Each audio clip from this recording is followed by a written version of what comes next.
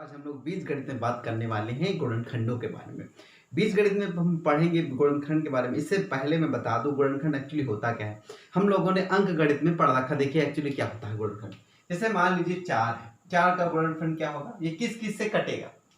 ठीक है, समझ लीजिए 1 से कटेगा, 2 से कटेगा और 4 से कटेगा। ठीक है, लासा निकाला होगा। देखिए गुणनखंड क्या किया गया होगा, ऐसे 2 एकम 2 2 एकम 2, तो जो ये आ रहा है आपका, ये हो जाता है आपका गुणनखंड है।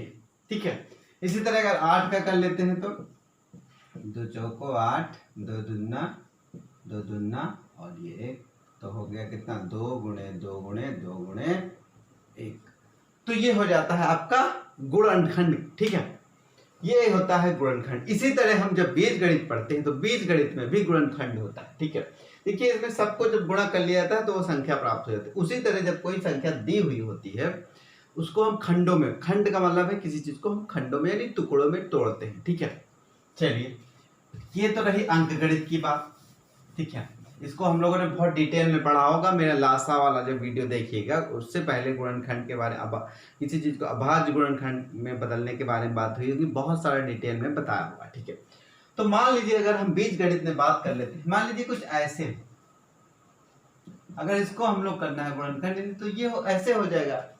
ठीक है, और ऐसे करना हो तो ए गुणे ए और गुणे ए हो गया।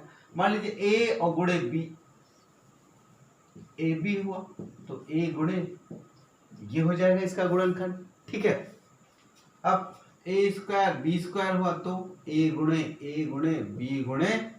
बी, ये हो जाएगा।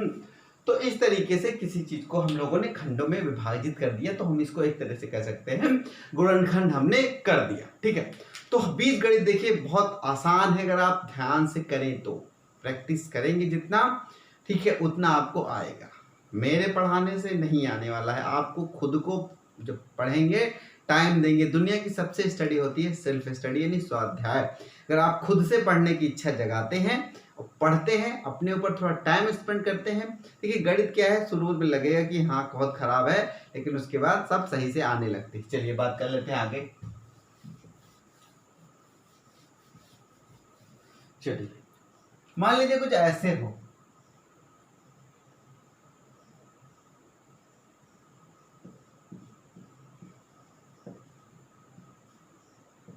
ये ठीक है, ये कुछ ऐसे हो, तब क्या करेंगे, तब इसको गुणनखंड में कैसे बदलेंगे। इसके करने के दो तरीके हो सकते हैं। देखिए अगर आप ध्यान से इस चीज को देखेंगे तो ये आपका सूत्र है ए प्लस बी का होल स्क्वायर का सूत्र है। ठीक है, तो ठीक है, अगर सूत्र है तो हम ए स्क्वायर को लिख कह सकते हैं ए स्क्वायर गुणे बी स्क्वायर, एक ब्रैकेट में स्क्वायर बराबर 2 गुणनखंड कर लिए, तो ये हो गया इसका गुणनखंड। अगर एक तरीके और किया जा सकता है, देखिए ए स्क्वायर, ठीक है, चलो इसको वैसे पूरा लिख लेते हैं एक बार। ठीक है, इसको ए बी को तोड़ लीजिए, ए बी और धन ए बी। ठीक है, इसको बी कर लीजिए और इसको ए स्क्वायर कर लिया। ठीक है, ये हो गया। तो ए स्क्वायर ए बी एक साथ कर लीजिए, ए बी और बी स्क्वायर एक साथ कर लीजिए। देखिए इन दोनों में से ए कॉमन लीजिए तो ए प्लस बी आ गया, और इन दोनों में देखिए बी कॉमन आ रहा है तो बी कॉमन लीजिए तो ये आ जाएगा ए प्लस बी। देखिए ए प्लस बी यहाँ है, ए प्लस बी यहाँ है, तो ए प्लस बी हो गया एक ब्रैकेट में, ए प्लस बी बच गया यहाँ पे, तो ए प्लस बी हो गया दूसरे ब्रैकेट। तो इस तरीके से हमने इसका कर दिया गुणनखंड। ठीक है, चलिए मान लीजिए कुछ ऐसे हो,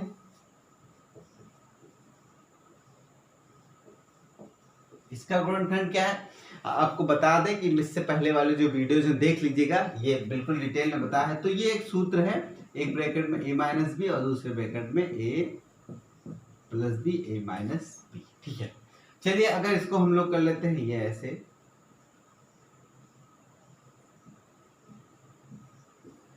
तब क्या किया जाएगा। इस तरह का एक सवाल हुआ तो हमको पता है ये 3a स्क्वायर कह सकते हैं, क्योंकि 9 किसका वर्ग है 3 का, तो ये ऐसे कर लिया, और 2 का, 4 किसका वर्ग है 2 का, तो इसको हम लोगों ने ऐसे कर लिया। ठीक है, तो एक ब्रैकेट में 3a प्लस 2b और दूसरे ब्रैकेट में क्या कर लेंगे हम लोग 3a माइनस 2b, ठीक है, करते हैं और गुणनखंड करने की कोशिश करते हैं। चलिए इनकी बात कर लेते हैं। तो देखिए इसको लिख सकते हैं 6, 36 का वर्ग कितना होता है, 6 का कितना वर्ग होता है 36, तो हमने 36 के लगे थे 6 और 2 ब्रैकेट लगा दिया है, दोनों में आ गया, ठीक है। इसको 12 कर दीजिए और इसको 1 कर दीजिए, ठीक है। अब देखिए इसको तोड़ लीजिए, 6x स्क्वायर 12 कर दीजिए, 12 को कर दीजिए 6 प्लस 6 कर सकते हैं आसानी से, कोई दिक्कत नहीं है। 6 प्लस 6 कर दीजिए, यानी कि 6 से कितना हो गया 12x, ठीक है। अब देखिए 6x प्लस 6 ये होल स्क्वायर है और ये है 6x प्लस 1, कि ये दोनों एक ही है, तो यहाँ से 6x जो है कॉमन ले सकते हैं, बाहर ले लीजिए, तो यहाँ एक बच जाएगा 6x और यहाँ बच जाएगा 1। देखिए इन दोनों में 1 कॉमन है, ठीक है, तो यहाँ 1 कॉमन ले लीजिए और ये 6x हो गया और ये भी 1 हो गया। देखिए 6x 2 बार हो गया, तो 6x एक बार लिख लिया, और देखिए ये और ये 6x ये है और ये है, तो यानी कि 6x ये हो गया 1, तो ये हो गया 6, ये हो गया आपके गुणनखंड। अगर आप ध्यान से देखते हैं इसको, तो एक सूत्र बना हुआ है आपका, देखिए 6x स्क्वायर धन 2 गुणे 6x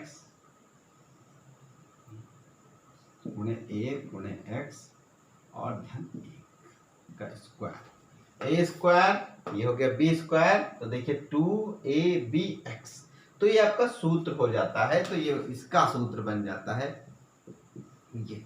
अगर आप ध्यान से देखेंगे तो ये इसका सूत्र है और ये आपका गुणनखंड ऐसे ही कर सकते हैं। तो चलिए इस सवाल को देख लेते हैं। अगर यहाँ पे माइनस होता, ठीक है, तब भी हम लोग इसी तरीके से यहाँ पे आ जाता आपका माइनस, यहाँ पे -6 कर दिया जाता, ठीक है, तो उसी तरीके का सवाल आ जाता, जो कि मैं भी देख के बताऊंगा। चलिए अब बात कर देते हैं p, 3p, और ये इसको कर सकते हैं 3 के घात 2 का होल स्क्वायर। अब हमें बनाना है इसको a प्लस बी के, इसमें हम लोगों को ढालना है इसको, a square plus B square plus twice ab। देखिए हमारे पास क्या है, a स्क्वायर है हमारे पास और ये b स्क्वायर भी है हमारे पास, ठीक है। हमें क्या चाहिए 2ab ये चाहिए, तो हमें यहाँ पे 2ab के बनाना है, ठीक है। चलिए बात कर लेते हैं। ये है आपका 3, आपको 3 गुणे 2, यानी कि ये कितना हो गया आपका b, और a कितना होगा आपका, ये आपका कितना है 1,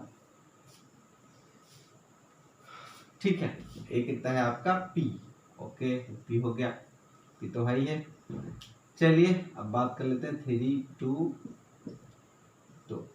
देखिए अगर हम 2 से गुणा करें, ध्यान से देखना इस चीज को, 2 से हमने गुणा किया और 2 से हमने भाग कर दिया, ठीक है। तो 2 से जब हमने गुणा किया और 2 से 3 नहीं होगा, 2 से हमने भाग किया और 2 से गुणा कर दिया, कोई अंतर नहीं आया, 2 2 कट जाएगा, 3 ही बचेगा, ठीक है।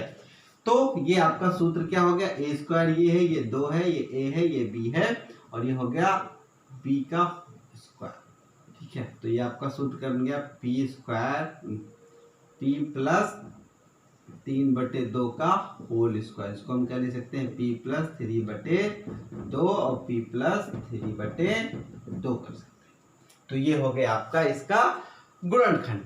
इन सारे सवालों में हम लोग क्या बनाने की कोशिश कर रहे हैं, a प्लस बी का होल स्क्वायर बनाने की कोशिश कर रहे हैं, ठीक है। अगर यही सवाल कुछ माइनस में होता तो इसके लिए क्या किया जाता, ठीक है। अगर माइनस में होता तो यहाँ माइनस आ जाता, ठीक है, ये टोटल माइनस आ जाता, ये भी माइनस होता और ये भी माइनस होता, तो ये यहाँ पे p माइनस का 3/2। चलिए मैं एक सवाल करके इसका भी बता देता हूँ, चलिए इसी को ही बता देता हूँ माइनस करके। चलिए मान लीजिए माइनस हो जाता, ठीक है, तो 36, इसको 6 का होल स्क्वायर कर दीजिए हमने, इसको कर दीजिए 12x और ये कर दिया 6x और ये 6x, ये हो गया 1, ठीक है। अब फिर वही ये दोनों में से कॉमन ले लीजिए 6x, यहाँ देखिए एक ही बचा, तो यहाँ से 1 कॉमन लीजिए, माइनस का 1 देखिए कॉमन लेना होगा हमको, ठीक है।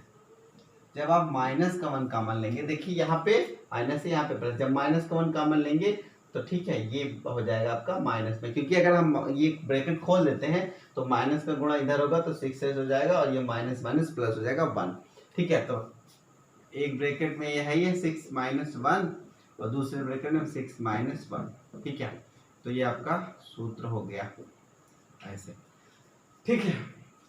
अगर हम कंपैरिजन कर लेते हैं a माइनस बी का होल स्क्वायर से बात कर लेते हैं, तो a स्क्वायर माइनस 2ab और ये प्लस का b स्क्वायर, ठीक है। तो चलिए 6 का स्क्वायर माइनस 2 गुणे 6, ठीक है। 6 दूनी 12 को कर सकते हैं क्या, 12 है, 6 दूनी 12 किया जा सकता है और ये हो जाएगा a का स्क्वायर। तो अगर आप तुलना कर देंगे तो ये इसका सूत्र हो गया। इस तरीके से हम लोग गुणनखंड कर रहे हैं। देखिए इसके बाद जो हम लोग गुणनखंड के बारे में पढ़ेंगे उसमें एक सूत्र इस तरह का अगर होगा, ax plus B X plus C, इस कैटेगरी में सूत्र होगा तो हम लोग पढ़ेंगे इसको ऐसे होगा,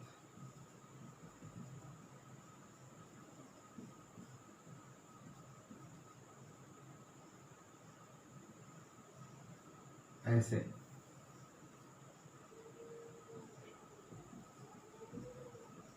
इस तरीके का हम लोग सूत्र बनाएंगे, इस फार्मूले में सेट करके रखेंगे। देखिए देखने में अजीब लग रहा है, कठिन भी लग रहा है, लेकिन जब हम इसके न्यूमेरिकल्स करेंगे, क्वेश्चंस करेंगे तो बहुत ही आसान लगने वाला